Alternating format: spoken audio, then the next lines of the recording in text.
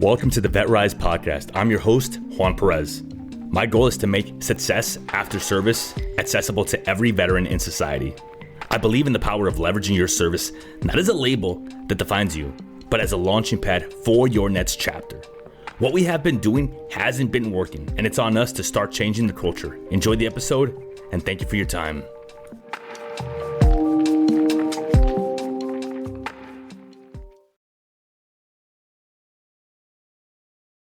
I really never knew how to explain transition. It's hard.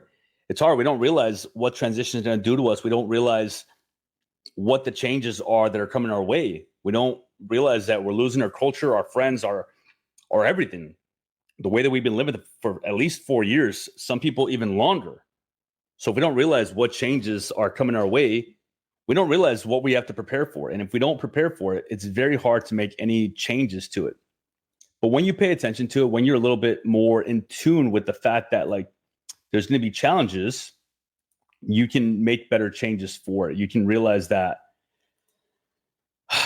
you have to prepare that it's going to be hard and there's going to be a lot of challenges. The number one thing that happens, in my opinion, is you lose your sense of purpose. You lose who you are. And I guess if I had to give any advice, it'd be don't lose yourself. You don't really even know who you are really just yet. But take time, get to know yourself, realize that there are other ways of doing things, realize that you have to open your mind, you have to drop the veteran ego. Because if you don't, before you know it, you'll be 30 pounds overweight. You'll be going through your first divorce, maybe your second. You'll push away the people that love you. You'll feel very angry towards society. You'll feel like you're not understood. You'll feel like you have no sense of belonging. And when you get to that point, you have to work your way back from there. A lot of times we move away from the military mindset because we've been so used to this organization, forced PT, forced labor in a way, being used to being voluntold or volunteering for everything because that's just what was taught to us that was important. And then before you know it, you are in a place that you have to work your way back from. So take time when you get out, get to know yourself a little bit better, but also understand that there are a lot of good qualities that the military gave you. Leverage them. Use the positive stuff that the military gave you to change your mindset. Your environment is different. What you can control is right here. What you can control is the fact that if you don't push people away and you open up your mind and you're willing to learn a new way of thinking and you're willing to understand that you're going to have a hard time, you can start paying attention to these things a lot better. Thank you for joining me. If you're watching live, I appreciate you. And I'm just here to talk. No agenda. The topic was negotiating your failures into wins. But at the end of the day, you can do that when you have the right mindset, when you have the right people around you, when you understand that there are ways to do things that maybe they're not the way that you're used to doing them. When I got out, I picked up drinking. And it's not that I picked it up. I had been drinking, but I didn't realize that it was a problem. I didn't realize that all the drinking that I was doing in the military wasn't normal in the real world. To be honest, it wasn't normal, period. But it almost served a purpose back then. You had to have that camaraderie. You had to have that freaking cohesiveness with your unit. Listen, there's no timeline to transition. There's no perfect way. And 10 years seems to be the time frame that it's been taking most people to realize that they haven't been going about it the right way. But understand that recognition is its own reward. Recognition is the first step of understanding that if you haven't been doing things the right way, something needs to change. Now, in my opinion, a lot of it starts with the physical. Changing your environment, changing your behaviors, working out again, start eating the right foods, hire a coach, get a mentor, invest in yourself, quit smoking, quit the drinking, or at least limit it. Stop pushing people away. Stop alienating people from yourself, even though you feel like they don't want to be around you. It's you pushing them away. And there's not an easy way to do it. It takes time. It takes effort, but there is a way to do it. I learned this through a lot of self-destruction, through experience, through me doing this to myself and pushing a lot of people away, through going through divorces, multiple, through me feeling like I had all the answers, to me feeling like my way of doing it was the best way because Marine Corps taught me this way. And I also learned it through a lot of self-reflection and a lot of analysis and learning by reading, by studying the book that I was reading. Jordan Peterson's 12 Rules for Life was one of probably the first ones that I read that really changed my mentality. And I didn't just read it. I didn't just consume it. I listened to it on Audible, and I listened to it on repeat at least 4 or 5 times to really process the stuff that came in, because it doesn't happen automatically. You don't just take information in. Unless you apply it, it's just noise, right? Unless you apply the things you're actively trying to work on, it's just noise. You have to work on taking the things that you are learning and studying and trying to be better for it, try and apply it on a day-to-day basis. If you don't apply it and you don't take the lesson that you are walking away with, you're not going to change your day-to-day behaviors. Everyone's looking for this motivation, right? Motivation. Well, motivation comes and goes, as we all know. Maybe you feel motivated today. Maybe you felt motivated last week. Maybe you'll feel motivated a week from now. But it's not consistent. How do you get motivation to be consistent? Well, in my opinion, the secret formula is by having consistent results. If you are doing something and you are seeing that it's working, it's going to motivate you. You're going to feel like, all right, this is working. I want to keep doing it because I feel better when I do it and I'm getting results from it. And then you feel motivated. You can keep that train going. Well, how do you get consistent results, right? You get consistent results by having habits that you turn into routines. And you do these routines, and then you start to see that it's changing your environment. It's changing your day-to-day. How do you make sure that your consistent results happen? By establishing priorities. What's important to you? What needs to not be important to you? It's not about doing more. It's about doing less of the things that you don't need in your life. One of the most successful indicators of people that are successful in life is not that they do more. It's that they do less of the things that we do that keep us back. Less of the negative financial decision-making process, less of the binge eating, less of the ignoring our health, less of the watching Netflix for hours. They do less and less of these things because they make better decisions. It's not about doing more. It's about doing less of the negative things in your life that are holding you back. A lot of this has been learned by making changes in my life, by applying the things that I learned in my life and actually doing something with them. Because unless you actually do something and you apply the things that you are learning, it's just noise. Information without implementation is just noise. And if you want something different for yourself, if you're not happy with where you're at, if you want to live a better life this year, the only way to do that is by changing your behaviors. Again, it's not about doing more of this and more of that. It's about doing less of the negative things in your life that are holding you back. The ego that we have, dropping that. Understanding if you want a better life for yourself, it's on you to create it. If you want to drop the ego, you have to learn that you have an ego. If you want to become a better father, friend, husband, whatever it is, how do you actively approach that? By changing your behaviors, by being humble, by learning, by asking questions, by communicating better, by drinking less, by smoking less, by showing up to work on time, by being a good performer, by working out, by eating the right foods, by being present every single place that you are presently at. And realizing that the veteran life is the life that you make of it. The military is over with. You're out. You're not in anymore. You need to drop that mentality and let it go. The only way that we can let it go is by realizing that it was a beautiful chapter of our life. And it meant a lot. But you have to stop resting on the laurels of your past. You have to stop living as if that was the best thing you've ever done. It's not. We have so much more to do. We have so much more left to accomplish. And we have to truly see it that way. Because if we don't realize that there are more things for us to do in this life, we will keep going back to what we used to do and how it used to be. And we will keep wanting it. And it's not there anymore. The way that you were in the military, freaking disciplined, almost robotic-like, hyper-vigilant, right? All of these things serve the purpose then. But now that hypervigilance, maybe it almost translates into paranoia. That freaking feeling of being disciplined and always being that freaking robot that did everything right, it almost translates into you feeling like you know better than everybody else. And nobody wants that. You alienate yourself. People don't see you the same way. People don't feel like you're approachable. This is not about ignoring the fact that we have issues as veterans.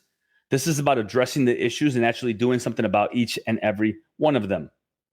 Therapy does work, but you have to be willing to do the work. You have to be willing to be honest with yourself. A lot. I would start with Jordan Peterson's 12 Rules for Life. That is an amazing book. Extreme Ownership by Jocko is also another amazing book. I would start with those two. Atomic Habits is another one that really helped kind of clarify the fact that my day-to-day is owned by me. Own the Day by Marcus Aubrey is another amazing one. Whatever book you choose to read, really dissect it and learn it and study it. Don't just jump from book to book to book. Don't just jump from YouTube to this, to that, to podcast, to this. Like, stop and really reflect on what they're telling you. And if you want to apply anything from what they're telling you, if you want to apply anything that they're sharing with you, you have to actively engage it. One of the things I've been doing is I've been adding notes to each book that I read, because typically when I go back and reread it, the notes are in there and I can reflect on how I applied it, if I applied it, and what maybe changes I want to make to my mindset of what I can do about it. So another thing that I've realized about myself, and I'm going to share this with you guys because it's important. I know that I perform more optimally between the hours of 10 a.m. and 2 p.m. It's like right now, my brain is not firing on all cylinders. And I recognize that. That doesn't mean I can't have conversations, but it just means that my power hours are going to be sometime between 10 a.m. and 2 p.m. That's when I work best, right? So something that I encourage all of you guys to do is look at when do you perform to your best. And if you have to have conversations, do it during those times. If you have to perform optimally, do it during those times. How was your day? How did you win your day? How did you negotiate your day into wins instead of failures? How did you make sure that that little voice in the back of your head did not win today? And how did you make sure that you turned that voice in the back of your head into something positive? I really try and make sure that I have the best day ever, every single day. Honestly, everything is an added value. Even your tire popping on you on the highway is an added value because you got the chance to experience hardship. And the more you put yourself through chosen hardship, the more that you put yourself through deliberate, hard circumstances, the better you will be able to respond when hardship comes your way. When someone passes that you know, when you have a death in the family, when you lose your job, when your relationships end, you will be able to respond in a much better way if you have put yourself through deliberate hardships throughout your life.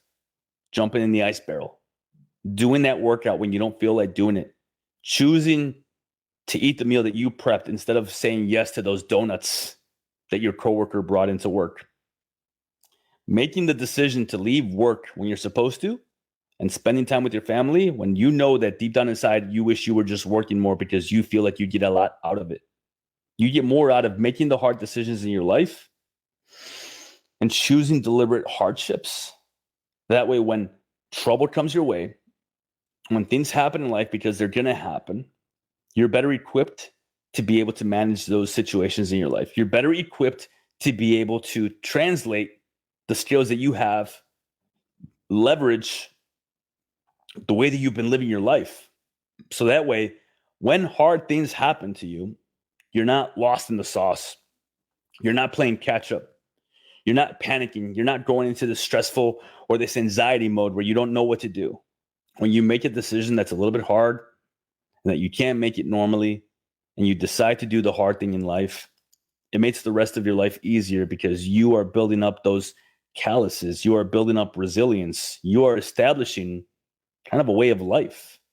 You're establishing the fact that you are a person that can manage these situations. You are a person that can do the hard things in life. I just finished up a coaching call with my clients where we went over the art of active listening. And the main thing that really stuck out was the fact that when you actively listen, when you allow others to know that you are paying attention to them and deliberately doing your best to listen. You're not waiting to cast any judgment. You're not waiting to give them your opinion or your feedback. In the long run, they're going to feel more comfortable approaching you, talking to you, coming to you. You are that voice of reason that they look for. You're not the person that's going to judge them or tell them how they could have done a better job or this or that. If we translate this to how it used to be in the military, we all have that staff sergeant or that platoon sergeant that we knew that we could go to, right? That we knew that if we went to them, maybe they'll tell you that, the hell, Lance Corporal, or whatever, but they're not going to make you feel like you're a complete screw up. They're going to make you feel like you can come to them and you trust them. But we also know that one staff sergeant or that platoon sergeant that we feel like we can come to, who criticizes us because they feel like they're direct and they don't mess around and they don't deal with the BS. Okay, maybe it served a purpose when we were in, but we have to understand, like, those skills, they're not something that you want to bring into your life now. The fact that we have to learn that we're out now, the same way that we've approached things in the past in the military, they don't translate the way anymore. The same way that we used to do things in the military, it's not a way of living life anymore. Like I've said before, we don't come back into society. We were never a part of society. But that also means that our society, our culture, our way of life is deeply, deeply ingrained into our time in the military. And we have to unlearn some stuff, but we also have to take the positive things with us. The discipline, the creativity, the willingness to adapt as needed. All of those things can translate into something positive. But the ego, the judgment, the fact that we feel like we were responsible for everyone in the room, and if we don't do something, the world will just fall apart. It won't. We might not realize that we have this veteran ego, but it's hurting us. Because if you feel like you're misunderstood, and if you feel like nobody can relate to you, or if you feel like you are alienated from your family, from your friends, I'm going to give you a hard truth. You've probably done something to cause that. You've probably not been approachable in the past. You've likely said something, treated someone a certain way, or made them feel like you're just this veteran with an ego. We should be proud of who we are. Absolutely. 100%. But that doesn't mean that we belittle other people. And again, it might not be intentional. It's just how we've been raised in the military. We have to let that life go. We have to learn that there is growth in discomfort and coming out and realizing that we are not everything that we thought we were and we have more to learn. And don't get me wrong, I've made a lot of mistakes. But the way that I've learned is by understanding that I don't know everything. And that's the only way that you can truly change. By understanding you have a lot left to learn. The military was just one chapter of your life. Beautiful chapter. But we have much more to do. We have many more stories to write. Do not forget that. You are worth more. You need to do more. And I want you to keep growing. I want you to do more. I want you to realize that you have a lot left to live. There is success after the service.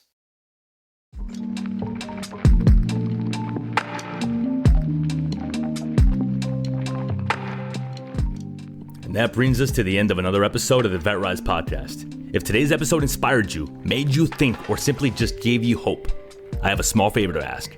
Share it with just one veteran or someone you think could benefit from my message.